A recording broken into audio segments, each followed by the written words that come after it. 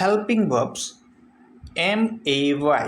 મે ઉપયોગ વર્તમાન અથવા ભવિષ્યમાં કોઈ ક્રિયા થવાની અથવા ક્રિયા ન થવાની સંભાવના એક સરખી છે એવું દર્શાવવા માટે મેનો ઉપયોગ થાય છે.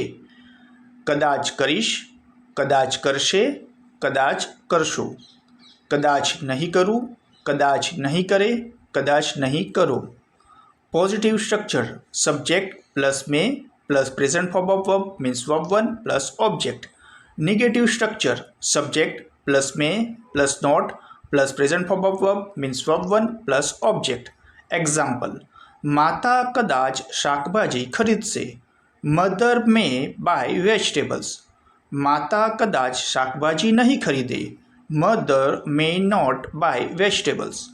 શિક્ષક કદાચ પ્રશ્ન પૂછશે. A teacher may ask a question. શિક્ષક કદાચ પ્રશ્ન નહીં પૂછે. અ teacher may not ask a question. Radha કદાચ ગીત ગાશે. Radha may sing a song. Radha કદાચ ગીત નહીં ગાય. Radha may not sing a song.